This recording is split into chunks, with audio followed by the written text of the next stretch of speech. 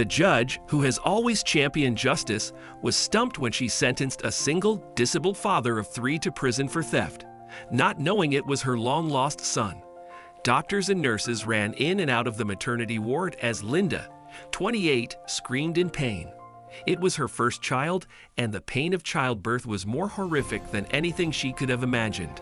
The arrival of the baby was like a bright ray of sunshine breaking through dark storm clouds.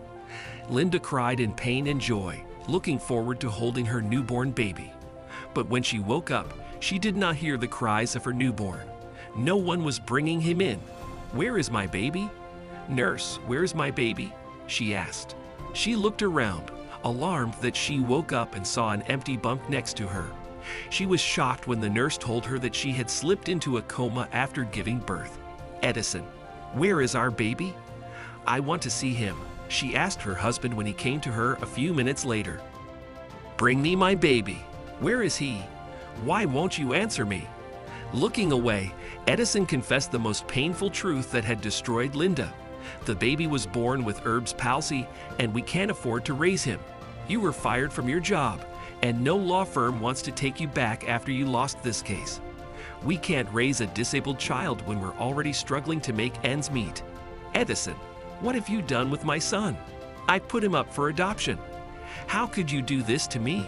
she said and burst into tears. Edison's confession destroyed the poor mother who had so longed for a child. The child she gave birth to was a miracle baby because she had spent years trying to conceive a child. Unable to bear her husband's act, she divorced him and tried to find her child. But Linda never found her child as an unknown family adopted him. The emptiness in her heart after the loss of her only child increased over time. As the years passed, Linda still continued to suffer, something no mother would wish for. 38 years later in court. "Please sit down." "Good morning, ladies and gentlemen," Linda addressed the court as she took her seat. She had risen through the ranks and was now a highly qualified criminal court judge. She took off her glasses and cleaned them.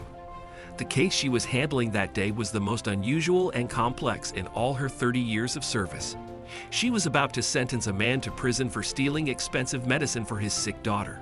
His name was Jonathan. He was poor, disabled, and had 3 children. "Your Honor, I had no money to buy expensive medicines for my sick daughter. I stole them from the pharmacy, but intended to pay for them when I got my monthly allowance," Jonathan said with tears in his eyes. "Whether you intended to pay or not, theft is theft," Linda interrupted and looked at the man's papers. She looked at him and noticed that he had Erb's palsy. Linda double-checked his date of birth in the file. Something about it struck her as Jonathan's date of birth was the same as her son's date of birth. Could Jonathan be Linda's missing son? And would she change her mind and sentence him to prison if he turned out to be her son?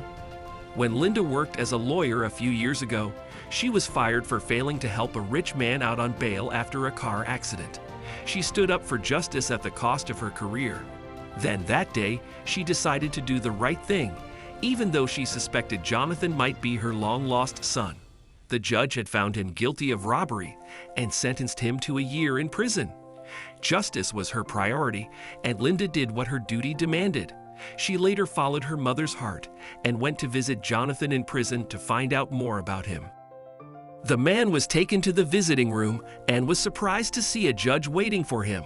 "I know what you might be thinking, but I am not here to apologize for my verdict. I have seen your papers and would like to know more about you. Can you tell me about your parents?" she asked Jonathan, learning that he had been adopted 38 years ago. "My adoptive parents died a few years ago. My wife and I lived a wonderful life, but after she died of cancer, I was left alone to bring up 3 daughters," the man said as Linda began to cry softly. "Jonathan, would it be all right if you and I did a DNA test?" Linda's question, which sounded unexpected, surprised Jonathan. A DNA test? But why?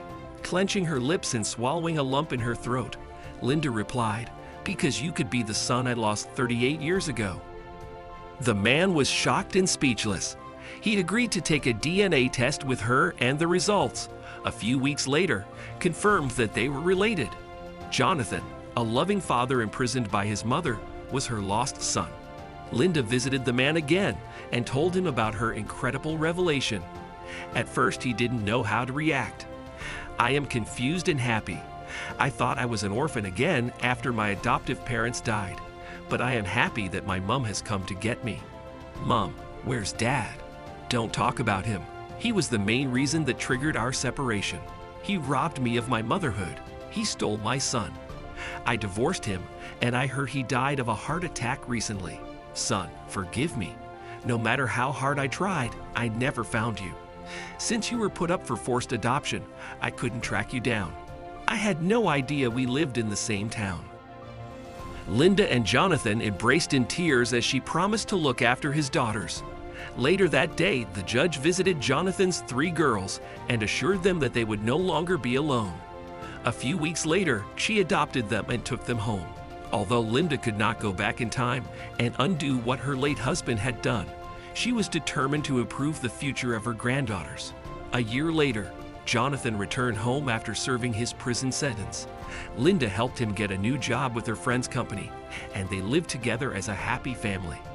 They never went back to their dark past and strove to make their lives brighter and happier.